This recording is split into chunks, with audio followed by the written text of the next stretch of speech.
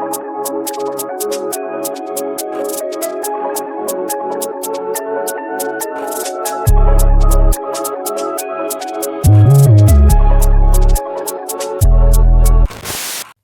say walls can talk, but the walls of our Adelaide Gaol don't just talk, they whisper. For 147 years, Adelaide Gaol housed some of South Australia's most dangerous criminals. 45 people were executed within these stone walls, their bodies buried in between the inner and outer buildings. Thousands of prisoners passed through these gates, but a select few supposedly never checked out. In today's video, we are tracing the footsteps of Elizabeth Woolcock.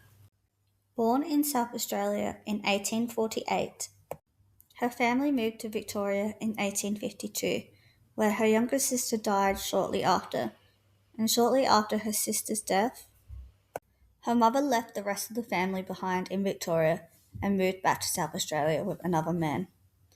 At 7, Elizabeth survived a brutal assault and was left for dead.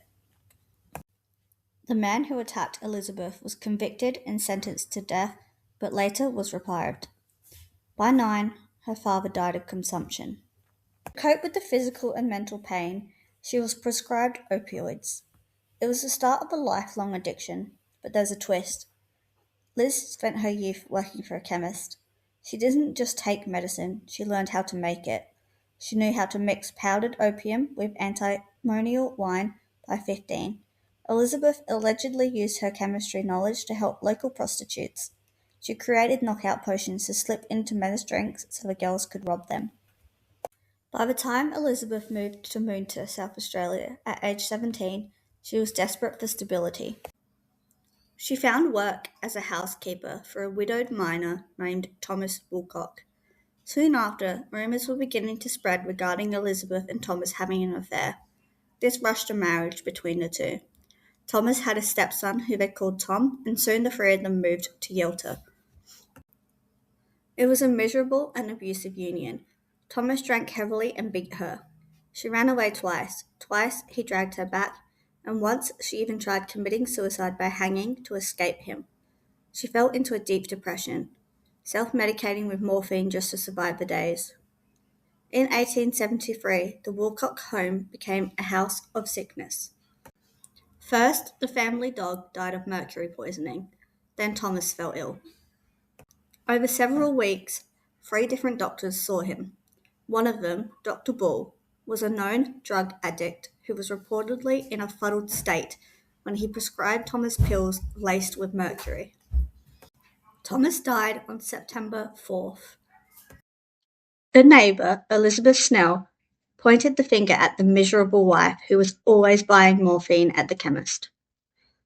At the trial, the prosecution, which was led by the formidable Crown Solicitor Mr. Andrews, QC, an expert in his field, was relentless. They argued she used her knowledge of poisons to slowly eliminate her husband. They also attacked her character. They suggested she was sexually immoral and had committed adultery with a man boarding in her and Thomas's home. A police officer described finding a photograph of the boarder Tom Pascoe in Elizabeth's possession. Witnesses claimed they saw Liz and Pascoe laughing together. One neighbour even claimed Liz boasted, "I can, if I like, be Thomas Pascoe's bride." After Pascoe was kicked out, Liz was seen delivering letters to his new address. The Crown Solicitor used these details to paint a picture of an illicit love affair that ultimately led to murder. He argued Liz wasn't just escaping a bad marriage, she was clearing the way for a new husband. This became a powerful weapon for the prosecution because it did not paint her as a desperate and battered wife who was trying to escape her abuser, but as a woman looking to get off easy with her lover. He brought forward witnesses like Henry Allen, a neighbour who claimed Liz treated her dying husband with a very rough manner. Allen even testified that he saw Liz adding a substance that looked like sugar to Thomas's antimonial wine. To the jury, this wasn't sugar, it was mercury-rich powder. Elizabeth had used her stepson Tom to help her acquire drugs during her time of drug addiction, but when questioned about this in court, she made the mistake of denying it. Tom told the court that he had in fact purchased precipitate powder of mercury on Elizabeth's behalf. Elizabeth told Tom she needed this powder to aid her with the scalp condition she was suffering from. The defense countered that Tom had been exposed to mercury dust at work for years, and that his doctors had actually prescribed him mercury pills during his illness. Another thing that was brought up by the prosecution is the fact that a few weeks before Thomas died, the family's dog had died. It was found out that the dog had a small amount of mercury in his system. The prosecution claimed that Elizabeth had experimented with mercury on the dog before turning on her husband. But there could be a simpler answer. In 1873, mercury precipitate was used as a standard treatment for scurf, the scalp condition Elizabeth was known to suffer from. It was also used for the family dog's ringworm. On December 4, 1873, the jury took less than 30 minutes to find her guilty. But they did something unusual. They begged the judge for mercy. They cited the conflicting medical evidence and the horrific abuse Liz had suffered her entire life. Mr. Justice Waring ignored them. He recommended against clemency. Outside the courtroom, not everyone was convinced that Elizabeth was guilty. One newspaper article wrote, "I cannot see that the jury were justified. The whole case rests upon the gossiping suspicion of a few Cornish women." Once a death sentence was passed in South Australia, back then the prisoner was immediately placed under 24-hour surveillance.